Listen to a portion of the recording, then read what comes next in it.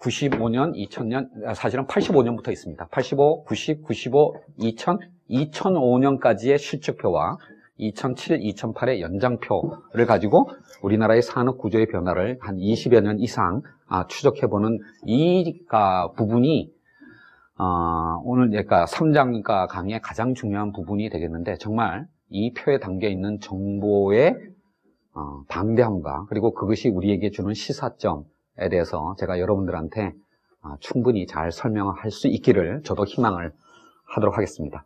그 다음에 이제 이 산업구조 일반에 관한 얘기 말고 두 가지 얘기를 여기서 더 덧붙이려고 할 텐데, 두 번째 얘기가 뭐냐면 제조업과 서비스업의 관계의 문제입니다. 나중에 다시 설명을 드리겠지만, 아직도 많은 분들이 한국 경제의 발전을, 성장을 제조업 중심으로 사고하는 경우들이 많은 것 같아요. 물론 우리의 대표 기업들, 대표 산업은 제조업에 있습니다. 하지만 제조업으로 이제 우리가 먹고 살 수가 없어요. 제조업의 총 취업자 점유 비중이 20%밖에 안 됩니다.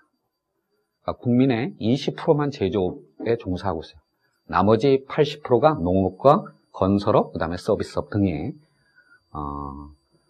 취업해 있는데, 그쪽에서 이제 먹고 살고 있는데, 특히 서비스업 분야의 경쟁력이 너무 약해요. 그리고 거기서 만들어지는 일자리가 너무 열악합니다. 그런 상태에서 과연 우리 국민 모두가 좀 더 나은 어떤 경제적 삶을 살 수 있을까라는 것에 대해서 의문이 생길 수밖에 없습니다. 그래서 이젠 제조업 중심의 발전이 아니라, 그렇다고 해서 서비스업 쪽으로만 가자는 얘기도 아니고, 제조업과 서비스업의 균형적인 선순환적인 어떤 발전이라는 것이, 이것이 진보 개혁 진영도 이제 더 이상 무시할 수 없는 굉장히 중요한 과제다라는 말씀을 드릴 텐데, 문제는 뭐냐면 서비스업이라는 게 이게 대단히 중요한 갈등 양상을 가져옵니다. 그러니까 서비스업도 그 안에는 굉장히 다양한 업종들이 있는데, 예컨대 의료 서비스업의 발전, 이거 딱 얘기 나오면 바로 건강보험 얘기가 바로 나오죠, 그죠? 그러니까 이런 식의. 그러니까 또 금융산업의 발전, 이건 또 뭐 이 글로벌 금융위기의 시대에 이거 웬 헛소리냐라는 얘기가 나올 수 있는 그런 어떤 위험 요소들을 서비스업 분야가 굉장히 많이 내포하고 있어요. 그런 바로 그 제조업과 서비스업의 이 관계를 생각하면서 또한 그 이면에 숨어있는 우리 사회의 중요한 가치 문제에 관해서 좀 검토를 해볼 필요가 있겠다라는 생각이 들고요. 세 번째는 우리나라 이제 산업구조나 또는 고용구조에서 굉장히 정말 세계 어떤 다른 나라에서도 찾을 수 없는 한국의 가장 중요한 특징이자 정말 심각한 문제, 자영업 쪽에, 그러니까 서비스형 자영업, 그쪽의 문제를 이제 마지막 주제, 그러니까 이슈로 이게 세 가지를 한번 다뤄볼까 합니다. 하나하나가 사실은 답을 찾기 어려운, 굉장히 어려운 과제들을 안고 있습니다. 이런 부분에 관해서 제가 다시 한번 강조하지만, 진보 개혁 진영이 문제를 정확하게 인식하고 고민하고 그리고 대안을 찾아낼 때, 그럴 때만이 우리가 대중들, 국민들을 설득할 수 있고, 그리고 집권하더라도 성공할 수가 있습니다. 이런 문제가 정말 우리가 이젠 그러니까 2강 주제에서도 얘기했지만, 이런 문제를 더 이상 재계의 이데올로기들이나 관료들한테만 맡겨서는 우리의 미래를 장담할 수 없다라는 것을 다시 한번 강조하면서 이 3강의 강의를 이제 시작하도록 하겠습니다. 바로 요거에 의해서 계산이 된 겁니다. 바로 요것이 산업연관표의 진면목이에요. 요 역행렬의 구조가 바로 우리나라 산업의 연관관계를 표시하는 겁니다. 미리 결론부터 말씀드리면, 왜 우리나라의 수출 대기업이 사상 최대의 실적을 기록하고 있는데 왜 우리는 이러냐? 왜 내수 중소기업들은 저렇게 헤매고 있느냐? 이유가 바로 저 블랙박스의 구조가 바뀐 거예요. 산업 연관관계가 매우 약화된 겁니다. 왜 우리가 다른 OECD 국가와는 비교도 할 수 없는 총투자율 30%를 계속 유지하고 있음에도 불구하고 5%의 잠재 성장률도 달성하지 못하냐? 바로 저 블랙박스의 구조가 취약해졌기 때문에. 바로 그것을 내가 오늘 이제 산업 연관표를 통해서 저 블랙박스 내부를 들여다보겠다라는 겁니다. 도대체 지난 20여 년 동안 우리나라의 산업 간 연관관계, 우리나라 경제의 저 블랙박스가 어떻게 변화했기에 왜 지금과 같은 이런 양극화의 문제가 그토록 극심하게 발현되느냐라고 하는 것을 산업 구조의 측면에서, 산업 간 연관관계의 측면에서 바로 이 블랙박스의 구조를 통해서 살펴보겠다라고 하는 것입니다. 그래서 다시 한번 이 표를 보게 되면 이 산업 연관표의 이 정보가 갖는 중요성이 뭐냐면 보통 우리가 흔히 보는 경제 통계는 특히 거시 통계, 지난 2강의 때 봤던 그런 어떤 국민 소득 통계는 요것만 분석한 거예요. 요것만을 보면서 GDP가 얼마고 그것의 구성이 어떻게 되고 이런 것들을 본 거잖아요. 그렇죠? 지난 2주제 때의 강의는 요것에 대한 분석이 있습니다. 그런데 중요한 것은 바로 요것에 대한 분석이에요. 자동차 산업과 전자산업이 어떻게 연결이 되어 있는지, 제조업과 서비스업이 어떻게 연결되어 있는지, 그것의 비밀은 여기서는 안 나타나요. 그 비밀이 바로 여기서 나타나는 겁니다. 요것의 구조를 풀어낸 것이 바로 아까 뒤에서 봤던 바로 그 블랙박스라는 역행렬의 구조입니다.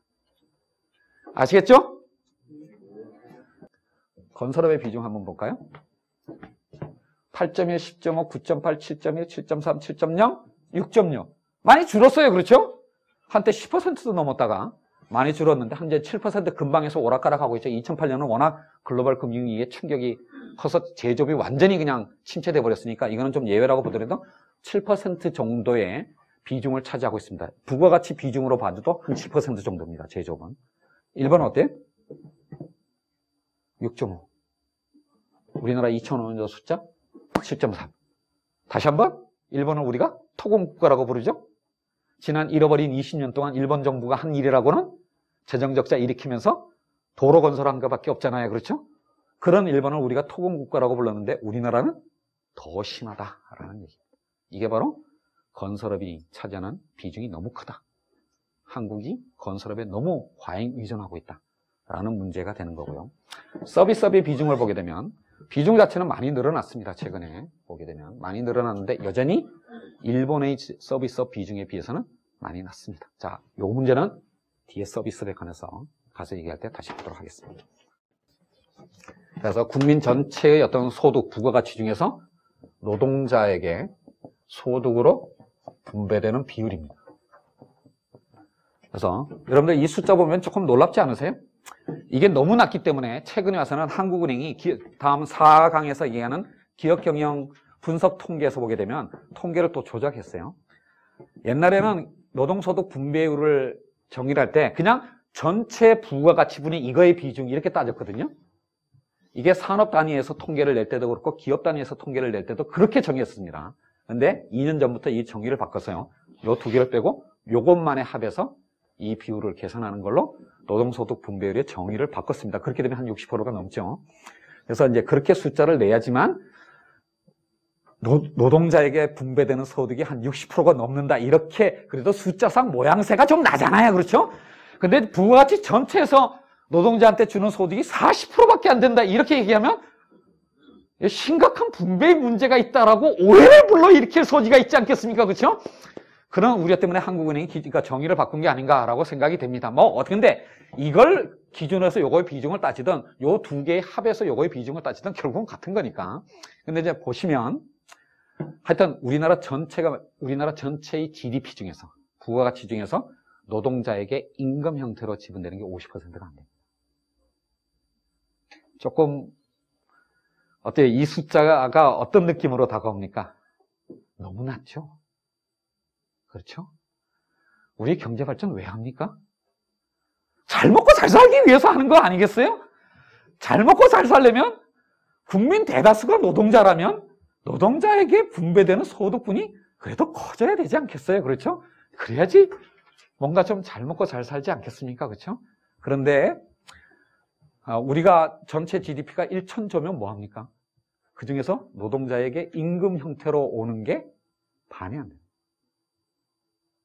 그것에 비해서 영업잉여, 기업에게 남는 부분이 지금 30%가 가깝습니다. 사실 정말 이게 비중은 너무 크고 이건 너무 낮죠. 그렇죠?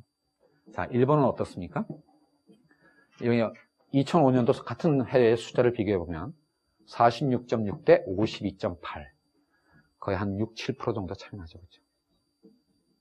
바로 이 차이가 다시 한번 한국과 일본의 실력 차이입니다. 이게 50%를 넘고 유럽 복지국가 같은 경우에는 유럽 대륙국가 같은 경우는 이게 거의 60%에 가깝습니다. 그냥 이렇게 따져도 이게 거의 60%에 가깝습니다. 이게 바로 국민의 삶의 질의 차이고 그리고 중요한 건 내수 시장의 규모의 차이입니다. 자, 우리가 앞으로 그러니까 뭘 바꿔가야 되는지 이 숫자가 어떻게 바뀌면 한국이 선진국이 되었다라고 평가할 수 있는 기준 하나를 얻었죠. 그렇죠? 이 노동소득 분배율이 50% 위로 올라가야 됩니다. 물론 이거 한꺼번에 올리려고 하면 사단 나요. 그러니까 천천히 가야 됩니다. 제 얘기가 아니라 정태인 선생께서 하신 얘기인데, 정태인 선생이 참여정부 시절에 비서관을 할 때 공개적으로 이렇게 떠들고 다녔어요. 뭐 이건 그녀도 제가 말씀드렸지만 개별 기업으로는 삼성전자가 현대자동차보다는 더 중요할지 모르지만 국민 경제적으로는 현대자동차가 더 중요하다. 이런 이제 표현이 가능했던 게 바로 이런 차이입니다. 그래서 진짜 이 전기전자 산업, 삼성전자가 속해 있는 전기전자 산업 같은 경우는 그 한 기업 하나하나는 엄청난 경영 성과를 낼 수 있을지 모르지만 국민 경제 전체의 소득을 만들어내고 고용을 만들어내는 그 효과의 측면에서는 동떨어진 섬입니다. 다른 부문으로 파급 효과를 미칠 수가 없어요. 반면에 일본은 어떻습니까? 참 부럽죠, 진짜. 이게 2009년도 같은 경우, 아니 2010년도에 삼성전자의 당기순이익이 일본 IT 업체 전체를 합친 것의 당기순이익보다 더 많은 이윤을 냈지만 그런 면에서는 정말 삼성전자가 정말 대단한 기업이지만 그 삼성전자가 국민경제 전체에서 차지하는 의미를 생각해 본다면 문제가 많은 거예요. 우리가 이 들고 다니는 핸드폰이나 스마트폰 같은 거 이게 껍데기는 전부 다 국산이라고 붙어 있을지 모르지만 그걸 딱 그냥 껍데기를 여는 순간 그거의 절반 이상이 수입 부품이라는 얘기입니다. 이런 게 바로 우리나라 산업의 현실입니다. 너무 심각하게 생각하지 마세요. 원래 이렇게 살아왔어요, 우리가. 뭐 특별하게 뭐 새삼스러운 얘기도 아닙니다. 그냥 숫자로 본 거예요. 우리가 현실을 정확하게 알 필요는 있는 거죠. 그렇죠? 그렇죠? 전 산업을 보던 마찬가지입니다. 그렇죠? 741과 860. 굉장한 차이죠. 그렇죠? 자, 이게 바로 다시 한번 말씀드립니다만은 외환위기 이후에 왜 한국 경제가 이렇게 좀 다이내믹스를 상실해가는 그런 어떤 느낌을 줄까? 왜 수출은 잘 되는데 내수는 죽을까? 왜 대기업들은 잘 나가는데 왜 중소기업들은 빌빌 헤맬까? 그 설명이 그냥 이 숫자에 나와 있어요. 그러니까 이 구조가 바뀌지 않는 한 지금 우리가 겪고 있는 양극화 문제나 또는 청년 실업의 문제 이런 것들이 해결될 가능성이 없습니다. 이 구조를 다시 반대 방향으로 꺾는 그런 의도적인 노력을 우리가 지속적으로 일관되게 펴나가야 돼요. 이걸 한두 해 해본다고 해서 효과가 나타나는 게 아닙니다. 이거를 역전시키기 위한 일관된 노력. 한 정권의 5년 차원을 넘어서 10년 그 이상의 세월 동안 우리가 일관되게 노력해야 될 분야이고요. 바로 이 부분에 관해서 진보 개혁 진영이 이거를 반대 방향으로 꺾는 작업이 바로 한국 경제의 미래를 보장해 주는 것이고 그리고 우리의 자손들의 우리 자식들의 경제적 삶을 개선시키기 위한 핵심이다. 트리클 다운 이펙트의 미신으로부터 깨어나십시오. 그 신화에 빠져 있어서는 이 구조를 벗어날 수가 없습니다. 라는 것을 설득하는데 바로 우리의 성공 여부가 달려있다고 생각을 합니다. 이걸 설득하고 그리고 국민적 지지 속에서 그리고 국민들의 인내심 속에서 장기간 이거를 반대 방향으로 꺾는 노력을 해가야 돼요. 정말 인내심이 필요합니다. 이걸 반대 방향으로 돌리는 작업은 굉장히 긴 시간과 노력이 필요합니다. 단기적으로 바로 성과가 날 수가 없어요. 그렇기 때문에 이거에 대한 현실 인식과 그 필요성을 확실하게 설득하고 그리고 인내심을 키워줘야만 됩니다. 그렇지 못할 때 노무현 대통령처럼 1, 2년 해보다가 안 되면 한나라당 대연정하고 한미 FTA 하자 이런 식으로 판 뒤집어 엎는 전략으로 갈 수도 있습니다. 그렇게 해서는 안 돼요. 정말 지지자들의 인내심을 유발해낼 수 있는 정치적 리더십이 필요한 대목이 바로 여기다라고 할 수가 있습니다.